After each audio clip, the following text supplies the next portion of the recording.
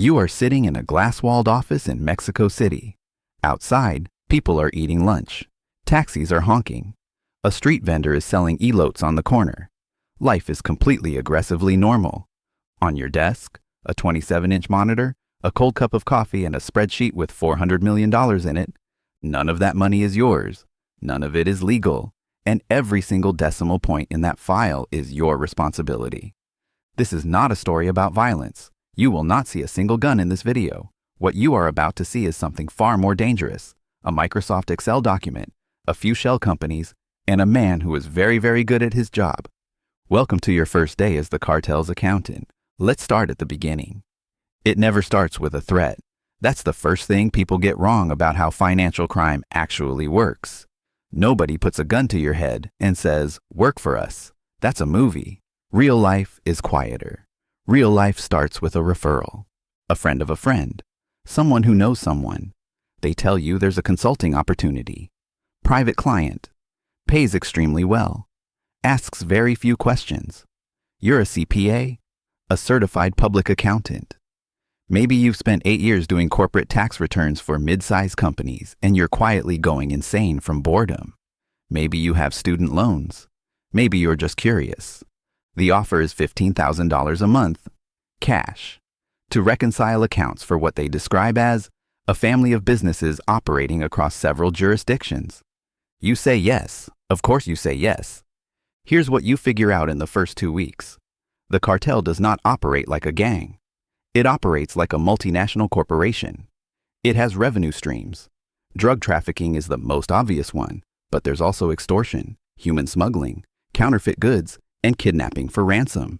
It has operating costs, bribes for law enforcement and government officials, logistics, salaries, weapons, and an enormous amount of money spent on moving product across borders undetected. And then it has profits, billions of them, in cash. Physical, untraceable, absolutely useless cash, because you cannot deposit $2 billion into a bank account without someone asking where it came from. That is your problem to solve. That is what they are paying you for. The technical process is called money laundering. It has 3 stages: placement, layering, and integration. You are about to become an expert in all 3.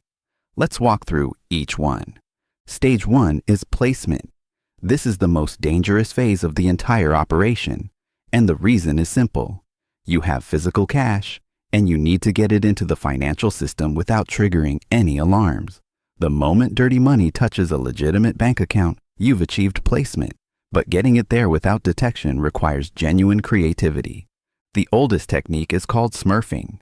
The name is almost comically mundane for what it describes. You hire a network of couriers, often ordinary people who need extra income and don't ask too many questions, and you send them to make cash deposits at banks across multiple cities. In the United States, any cash deposit over $10,000 automatically generates a currency transaction report, filed directly with FinCEN, the Financial Crimes Enforcement Network, a bureau of the U.S. Treasury. So your couriers deposit $9,500, $9,200, $8,800, always just below the threshold. Different banks, different cities, different days. Banks, however, are not naive. They adapted. They now file what are called Suspicious Activity Reports, SARs, for any pattern that looks like deliberate structuring, even if each individual transaction is perfectly legal. So smurfing alone isn't enough anymore. You need infrastructure. You open businesses. Specifically, you open cash-intensive businesses, the kind where high transaction volumes are expected and nearly impossible to audit from the outside. Car washes are a classic. Restaurants, parking lots, valet services, nightclubs. Here's how the nightclub works. On paper, your nightclub in the city reports 800 customers on a Friday night, each spending an average of $50 on entry and drinks. That's $40,000 in revenue, in cash, for one night. In reality, maybe 200 people walk through that door, but your books say 800 and the tax authority has no reliable way to count heads in a nightclub. So you inflate the revenue, you pay the taxes on the inflated number. Yes, you actually pay taxes, and the dirty cash has now been laundered through a legitimate business. The cartel loses maybe 30% to taxes and operating costs, but the remaining 70% is now clean money with a paper trail. You run this across dozens of businesses in multiple cities. Within 8 months, you've successfully placed $46 million into the financial system. Stage 1 is complete. Stage 2 is layering. Once the money is inside the system, your job is to make it impossible to trace back to its origin. Think of layering as building a maze. Not just one turn, but 20, 30, 50 turns, each one in a different country, under a different legal entity, governed by a different set of disclosure laws. Here's a simplified version of what a layering chain looks like. The nightclub in Mexico, which is owned by a holding company, makes a loan to a shell company registered in Panama. Panama has historically had some of the most opaque corporate registration laws in the world, though this has been changing. The Panama entity then invests those funds as equity into a limited liability company registered in Delaware. Delaware is important. It is a U.S. state, which gives the entity an air of legitimacy, but Delaware does not require LLCs to disclose their beneficial owners, meaning the actual human being who controls the company. You can own a Delaware LLC, and nobody in the public record knows your name. As of 2024, the U.S. has been tightening these rules through the Corporate Transparency Act, but enforcement is still catching up. The Delaware LLC uses the funds to purchase a commercial property. That property is then sold to a holding company registered in the British Virgin Islands, another jurisdiction famous for its corporate secrecy. The BVI company receives the sale proceeds and wires them to a bank account in Luxembourg, which are then reinvested into a legitimate private equity fund. At this point, the money has crossed 5 jurisdictions, passed through 4 corporate entities, touched 3 different banking systems, and involved at least 2 real estate transactions. An investigator following this trail would need subpoenas in multiple countries, cooperation from banking authorities who may be slow or reluctant to respond, and months of work, all to trace money that, on paper, looks entirely legitimate at every single step. And here is the thing that should genuinely disturb you. Some of these transactions pass through major globally recognized financial institutions, legally. Banks are required to perform what's called Know Your Customer Due Diligence, KYC, and to flag suspicious transactions. But when you're moving money through dozens of entities across multiple countries, each individual transaction often looks clean. In 2012, HSBC, one of the largest banks in the world, paid a fine of $1.9 billion after U.S. authorities determined that the bank had processed hundreds of millions of dollars for drug cartels, including the Sinaloa cartel. The bank's internal compliance controls had been systematically understaffed and ignored for years. HSBC did not go to prison. No individual banker was charged. The bank paid the fine, which amounted to roughly 5 weeks of profit, and continued operating. That is not an exception. That is a case study in how the incentives of the global financial system interact with the scale of organized crime. Stage 3 is integration. This is the finish line. The money re-enters the legitimate economy with a clean, documented history. And from this point forward, it is functionally indistinguishable from any other form of wealth. The most common vehicle for integration is real estate, and the reason is almost elegant in its simplicity. Real estate is high value.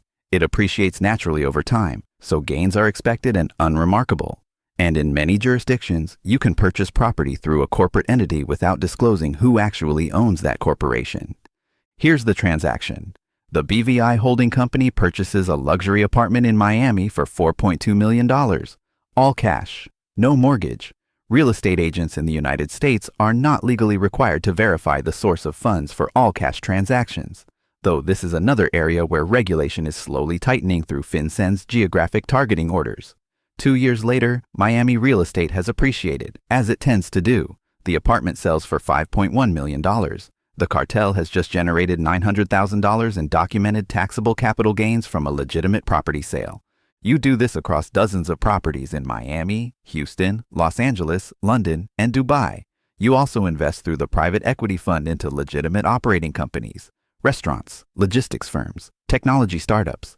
Some of these investments are genuinely profitable. The cartel now has a diversified portfolio. And you? You have been in this job for 3 years now. You have a salary. You have a car. You live in a nice apartment. Your LinkedIn profile says you are a financial consultant specializing in international corporate structures. Everything is technically true. But you also know exactly where the money came from. You know the names of the shell companies. You know which bank accounts to move it through. You know the whole architecture because you built it. And that is the trap, not the threat, not the fear, the knowledge. You know too much to leave, and they know you know too much. The spreadsheet that made you valuable is the same spreadsheet that makes you permanent. Here is what I want you to take away from this. The Financial Action Task Force, the global body that sets anti-money laundering standards, estimates that between 2 and 5% of global GDP is laundered every single year. At the low end, that is roughly $1 trillion, flowing through shell companies, real estate transactions, private equity funds, and yes, ordinary bank accounts every single year. The techniques we walked through today, smurfing, front businesses, shell company chains, real estate integration, these are not exotic criminal inventions. They are distortions of completely legal financial tools. Shell companies are legal. Delaware LLCs are legal. International wire transfers are legal. The difference between a sophisticated tax strategy and a money laundering operation is often just the origin of the funds. That ambiguity is not an accident. It is a feature of a global financial system that was built in many ways to move money efficiently and privately. The same structures that protect legitimate wealth from excessive taxation or political instability are the structures that criminals exploit. Understanding this does not make it acceptable, but it does make it legible. If that's the kind of content that interests you, subscribe. This channel exists because financial crime is one of the most consequential and least understood forces shaping the modern world. And the best way to understand it is to see it from the inside.